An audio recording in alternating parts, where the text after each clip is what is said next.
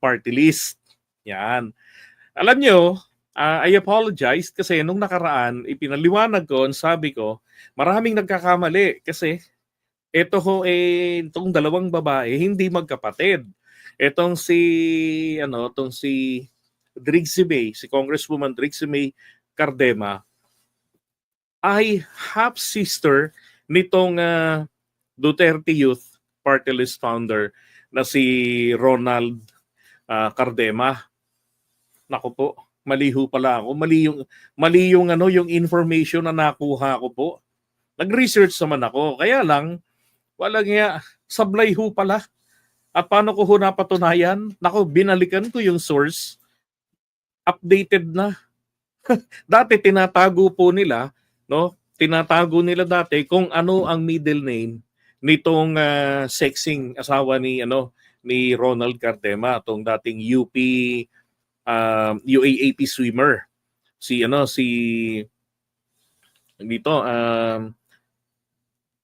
ba pangalan nito eh. So ito isa ay si Drixie May. Ito naman ay si Duciel Marie. 'Yon, Duciel Marie Suarez Cardema.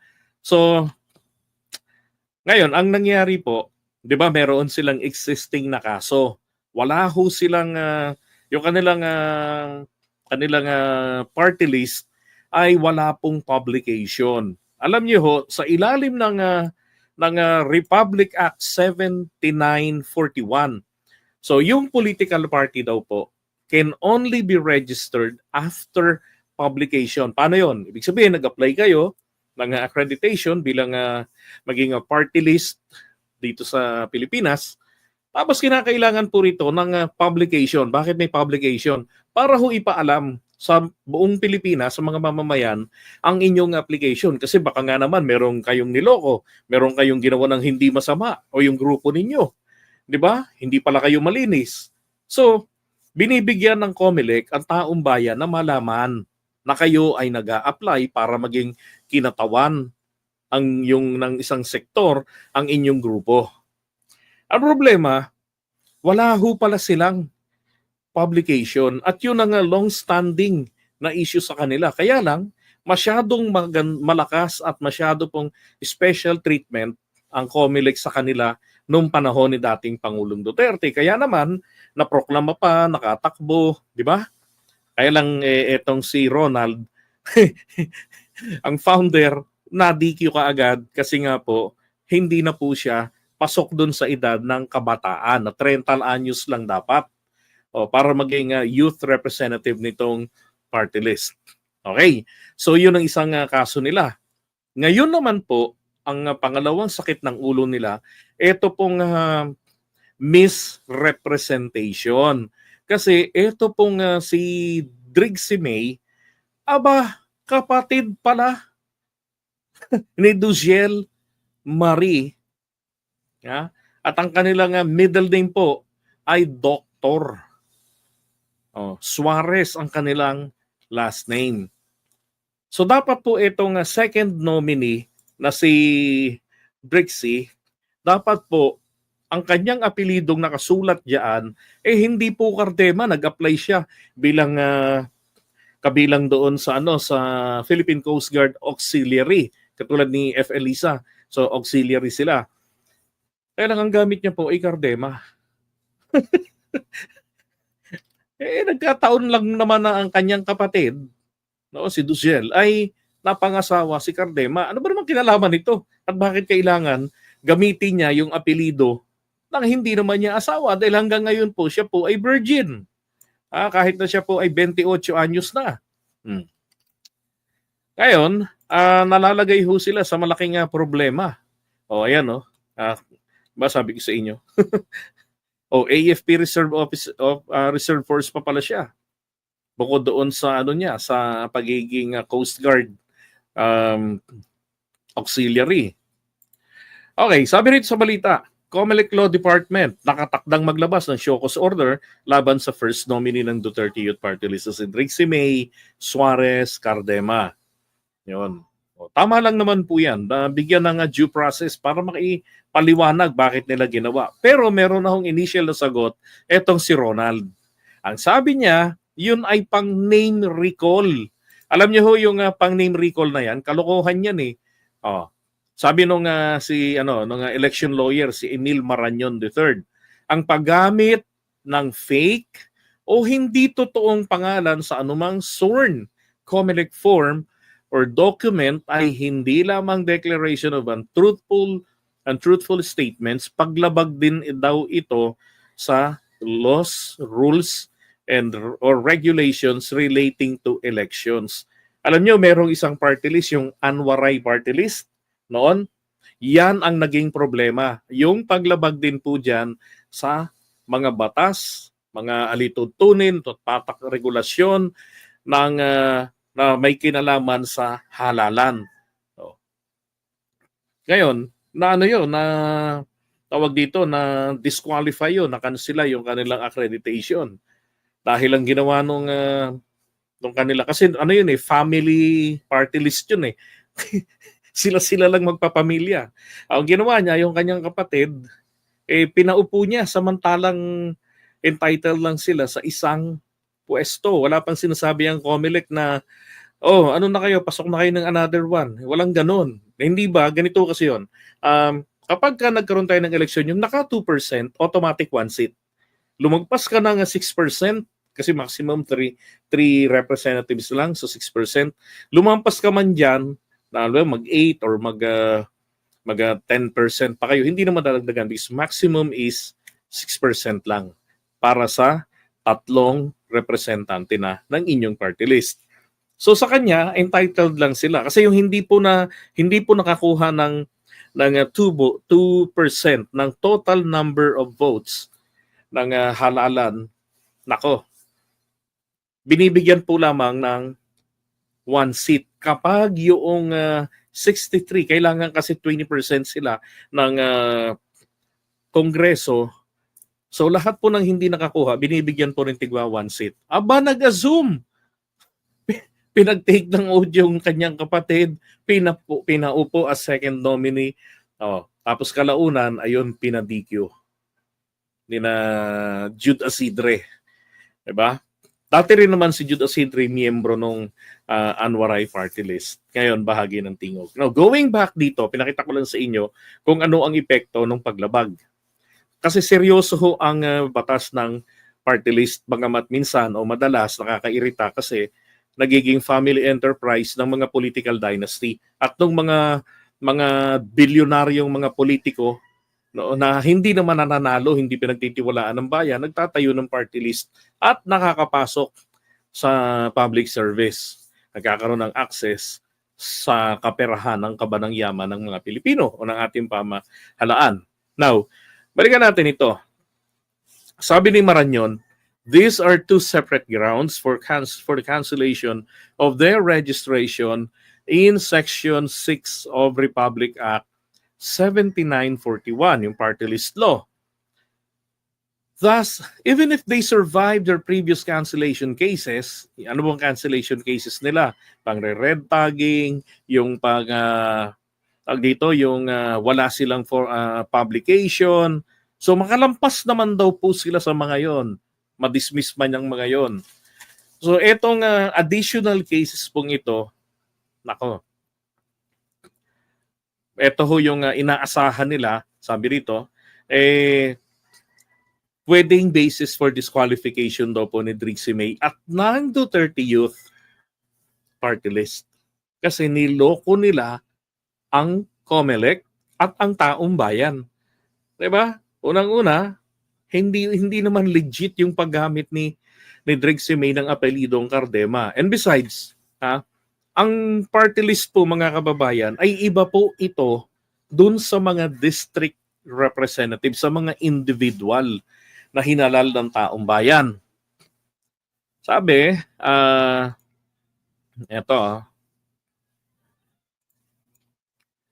kaugnay ito sa paratang ng hindi tunay na apelyido ni Trixie May, ang Cardema. Ayon sa Duterte Youth Chairman, si Congressman Trixie May ay kapatid ni dating Duterte Youth Rep Duziel Marie Suarez Cardema. Kaya naging Cardema si Duziel, napangasawa kasi siya ni Tony Ronald Cardema.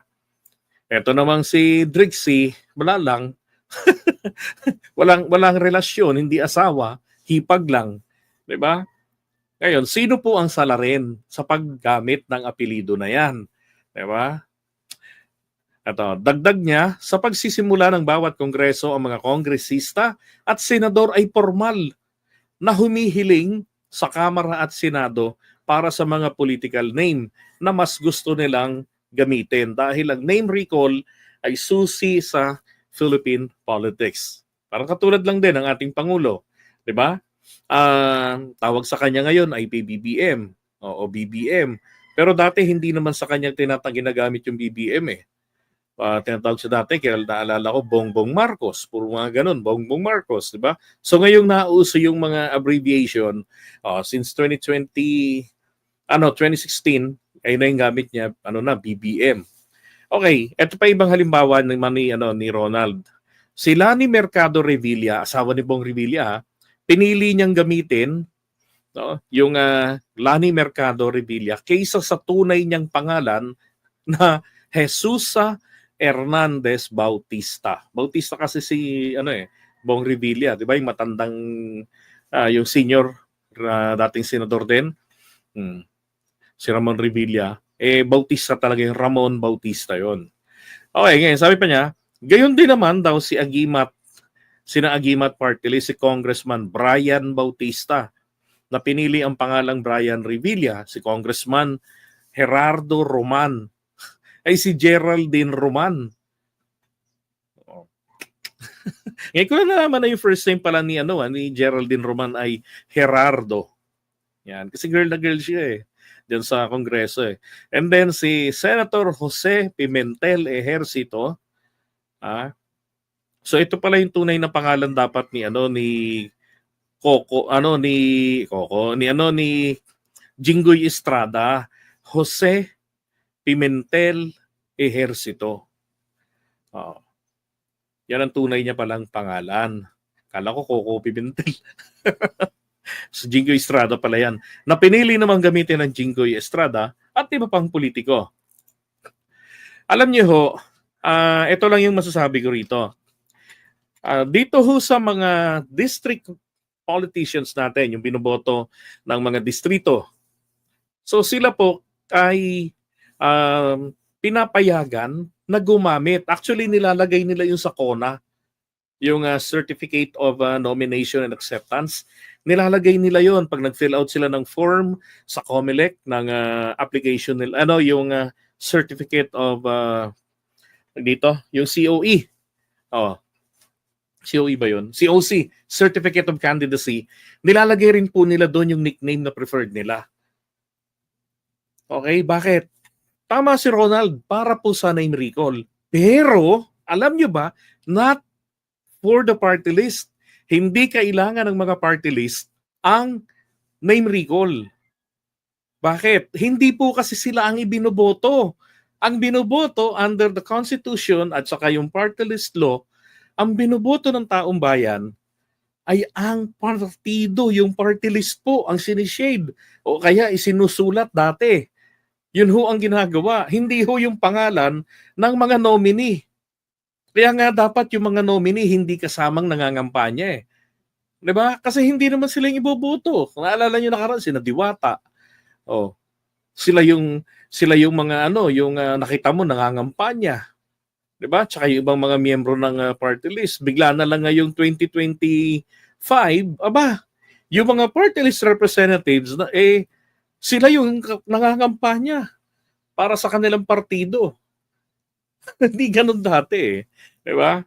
So, ito pa yung ibang mga katibayan ng kalokohang ginawa nila, lalo ni Drixie May, ayan sa Congress.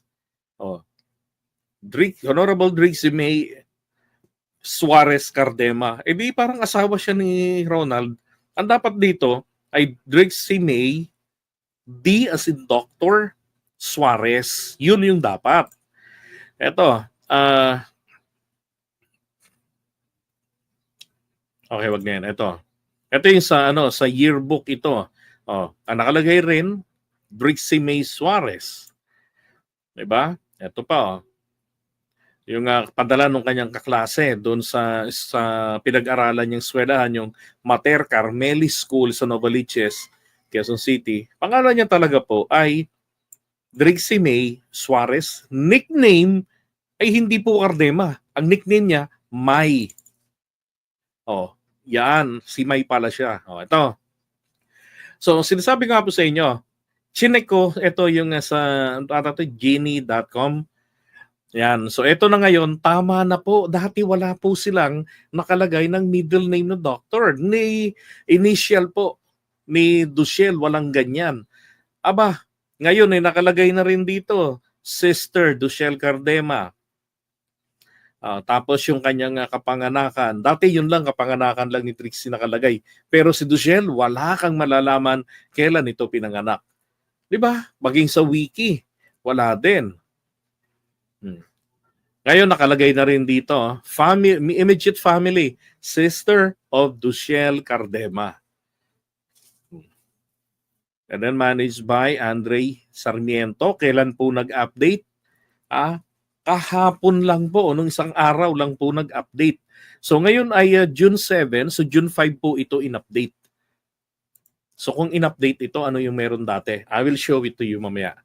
Ito yung kapatid, asawa ni Ronald Cardema, 'di ba? So Duchel Marie, dati nakalagay lang diyan, wala na yung initial na D. Ang nakalagay ron Duchel Marie Suarez Cardema. As August 28, 1966. Hindi pa nga na-update ito eh. That's supposed to be parang 1996 yan eh. Di ba? Ito lang kasi nag-update yung Andre Sarmiento. Ayan Ayan, sister na sila ni Drixie May Suarez. Ito naman si Giancarlo. Ronald Giancarlo Lapitan Cardema. Kaya akala ko po dati pareho silang Cardema. Totoo nga yung nakalagay dito. Ito yung dating Genie info nila eh. Genie is short for genealogy. Okay, ang nakalagay diyan, Ronald Cardema, half-brother po nito. Kaya sabi ko, okay, so silang dalawa magkaiba ng nanay, pero iisa ang tatay nila, ni Ronald. Magkaiba ang kanilang middle name, si Ronald Lapitan, ito naman malayuan. Ito naman ay ang kanyang middle name ay Suarez. Tapos si Duchel, ang kanyang middle name ay tawag dito. May nakita kasi akong isang dokumento dati, sa isang dokumento nakalagay ay D. Hindi po malinaw kung doktor o D. So sa kanyang middle name ay D ang nakalagay, tapos ang kanyang last name naman ay Suarez. Samantalang dito sa isang babae, kay Drixie May, ang Suarez ang kanyang middle name. So malamang itong dalawang babae magpinsan, magkapatid ang kanilang tatay at nanay. Napaganoon pa ako ng conclusion, punyeta. Tapos alam niyo ngayon, tingnan niyo, January 19, 2025, yan po na-update. Pero nung bago lang yata mag-May, mag-June, na-update na yan. Inalis, binago na nila, nilagyan na ng ganito.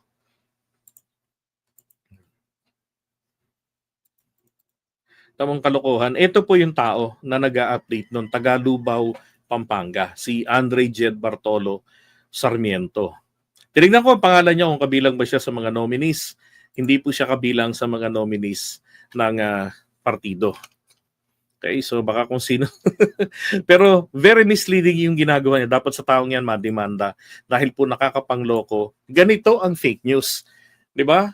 Nakakapagpaniwala. Akala ko nga talaga Ronald Cardema, half-brother ni Drixie. Hindi ho pala. Ano lang pala sila, magbayaw o maghipag. Ganun lang pala ang kanilang relasyon. No blood relationship or whatsoever. Oh. Sana nga wala. Intrigador, ano? Di ba? Nakakainis kasi panloloko yung ginagawa nila sa tao eh. Dito updated na. Wala na yung Ronald Cardema, half-brother. Diba? Si Duciel na nakalagay, sister. Kalokohan tong mga lintik na ito. Gustong-gustong pinagloloko mga Pilipino eh. Now, dapat po talaga sila, unfair naman dun sa Anwaray. Diba?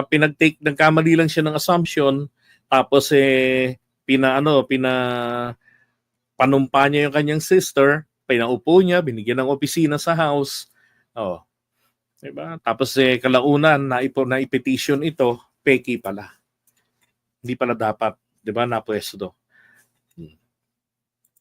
Okay, so ganyan ang ginagawa nitong grupo na ito ng Duterte Youth Party List or Dug Youth Party List. So, sabi nila ni Ronald, kapag sila daw po ay natalo sa Laguna, sapagkat tumakbo siya na bokal, kaya lang talo, buti nga, etong si Duciel Marie, tumakbo rin po, nakalimutan kayong posisyon, talo ho, pinakakadulu-duluhang klaseng posisyon yun.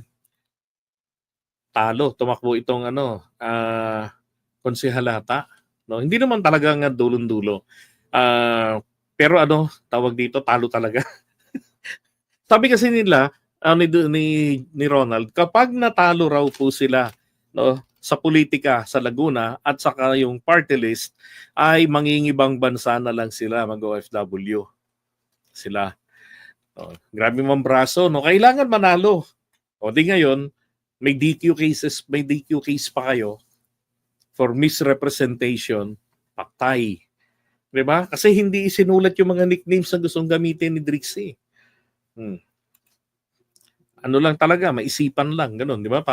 Abuso talaga. Okay? So, yan lang yung may ko sa inyo dyan sa kanila. So, pati nga ako po ay naloko talaga. All I know ay mag-half-brother sila, sabi ko nga, kapatid sa labas ni Ronald Cardema. Diba? At magiging mas matimbang, hindi naman pala, hindi pala totoong magkapatid. Budol-budol lang. Diba? Kaya nga naman, ngayon, mabuti si George Garcia, yung legal department ng COMELEC, padadalhan sila ng show cause order to explain. Magpakita ka rito at magpaliwanag. Ang paliwanag ni Ronald ay pang name recall, which is hindi po applicable para sa mga miyembro ng party list. Diba? Pang mga individual, politicians.